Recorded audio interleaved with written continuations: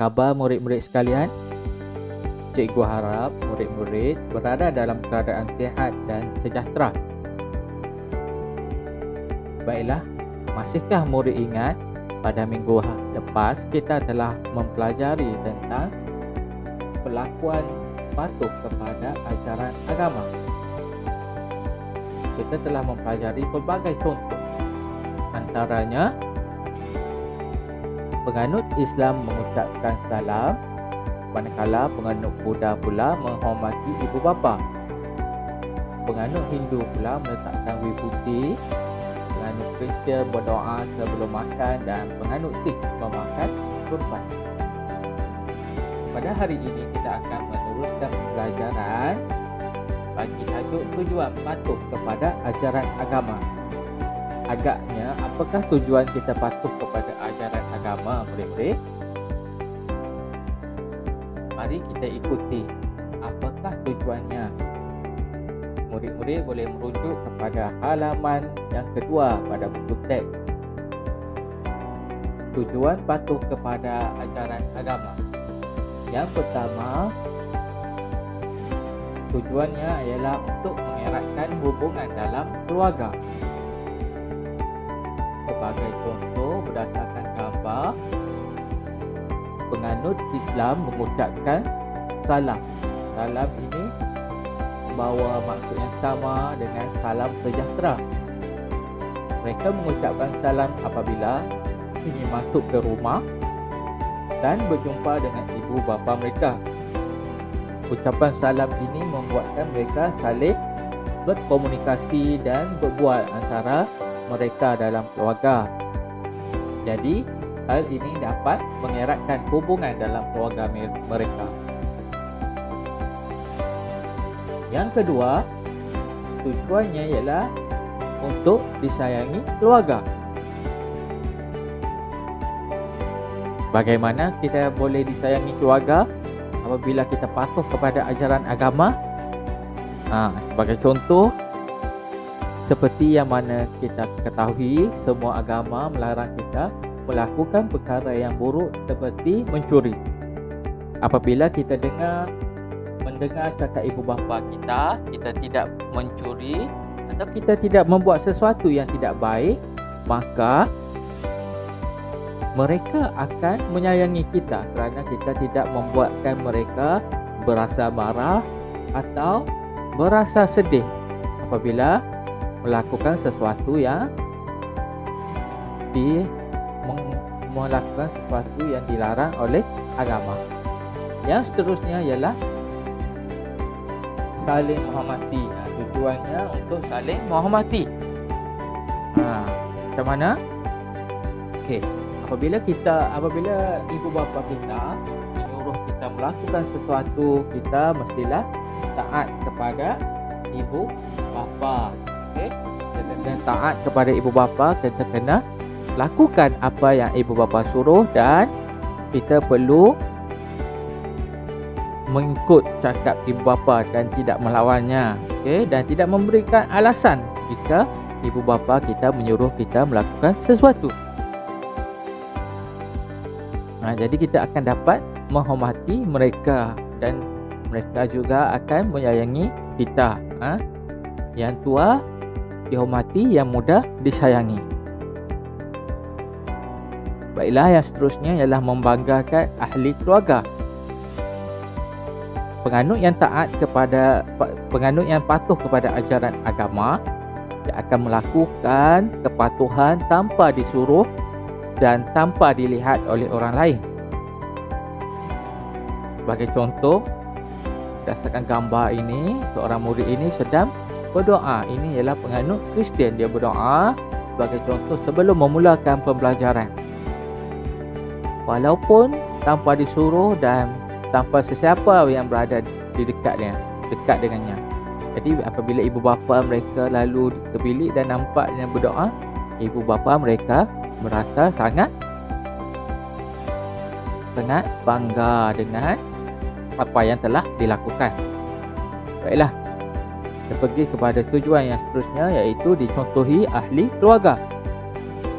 Siapa di sini mempunyai adik siapa di sini punya adik? Kalau ada adik, kita biasa lihat adik-adik kita ni selalu tiru apa yang kita buat. Jadi kita kena menunjukkan sikap yang baik. Kita tunjukkan amalan-amalan kepatuhan yang perlu dilakukan. Sebagai contoh, kita ni membuang sampah ke dalam tong sampah. Kita tidak buang sampah merata-rata. Jadi adik-adik ini dia suka mengikut kita, mencontohi, meniru apa yang kita lakukan. Jadi tujuan itulah sebab apa kita perlu patuh kepada ajaran agama, supaya kita dapat membawa adik kita sekali untuk ikut apa yang kita lakukan, contohi apa yang kita lakukan. Baiklah, jom kita uji minda kita. Nyatakan betul bagi pernyataan yang mempunyai kaitan antara patuh dalam ajaran agama dan taat kepada keluarga, dan salah bagi pernyataan yang sebaliknya. Baiklah, kita pergi kepada pernyataan yang pertama. Ibu dan bapa Sarojini hendak beribadat di bilik ibadat rumah mereka. Sarojini yang sedang menonton televisyen terus menutup suis televisyen di ruang tamu. Dia turut beribadat bersama-sama ibu bapanya. Jadi ini betul ke salah? Adakah ini patuh kepada ajaran agama dan taat kepada ibu bapa? Ya, cikgu, ni jawapannya betul.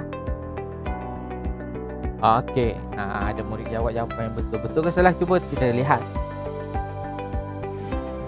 Betul, kita beri tepukan sikit. Bagus. Okay, yang kedua. Lihat pernyataan yang kedua. Gary sedang bermain permainan video pada pagi Ahad itu. Gary main permainan video. Main apa ni? Mobile Legends, PUBG ke? Ketika itu, ayah dan ibunya bersiap-siap untuk ke gereja. Gary tetap bermain permainan video walaupun telah diajak oleh ibunya untuk ke gereja. Ini ialah penganut agama Kristian. Pergi ke gereja pada hari Ahad. Okey, jadi ini perlakuan yang patuh kepada ajaran agama ke tidak ni? Kalau ya, jawab betul. Kalau tidak, jawab salah. Okey, jadi agaknya apa jawapan dia? Jawapannya salah, cikgu. Okey, ada murid jawab dia jawapan yang salah. Cuba kita tengok betul ke tidak. Ya, jawapannya ialah salah. Betul jawapan murid tadi. Beri tepukan sikit. Okay, kita pergi ke pernyataan yang ketiga. Okay, pernyataan ketiga. Ayah dan ibu Farhan menghadiri majlis kenduri. Farhan mengajak adik-adiknya bersolat berjemaah pada tengah hari itu selepas makan. Jadi ini pernyataan yang patuh kepada ajaran agama dan taat kepada keluarga ke tidak? Kalau ya, jawab betul. Kalau tidak, jawab salah. Jawapannya ialah betul, cikgu. Okay, jadi ada murid jawab tadi jawapan yang betul. Cuba kita lihat jawapan yang sebenarnya. Betul atau salah? Ya, jawapannya betul. Beri tepukan sikit. Okay, bagus semua. Okey, kita pergi kepada pernyataan yang seterusnya. Pernyataan yang keempat.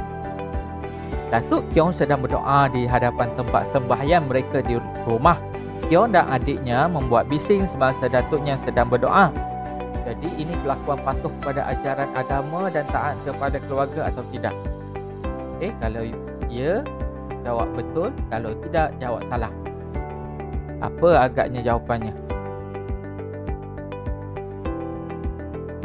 Jawapannya ialah salah, cikgu. Okey, ada murid jawab jawapannya salah. Cuba kita lihat apa jawapan dia. Betul ke salah ni? Okey. Tengok. Ya, okey, jawapan dia salah. Beri tepukan kepada murid tersebut. Jadi kita telah mengakhiri pembelajaran kita pada hari ini. Sebelum kita akhiri, cikgu akan tinggalkan 2 soalan untuk murid-murid jawab. Yang pertama, apakah tujuan kamu patuh kepada ajaran agama? Okey. Yang seterusnya, Ceritakan cara kamu taat kepada keluarga mengikut ajaran agama. Okey. Jadi, apa yang perlu murid buat? Sila jawab soalan ini. Okey. Sila jawab, tuliskan komen di bawah. Tulis komen nama kelas dan juga jawapan bagi soalan ini. Okey. Baiklah murid-murid, bertemu lagi kita pada kelas yang akan datang. Terima kasih kerana bersama-sama menonton dan belajar pada hari ini. Sekian, terima kasih.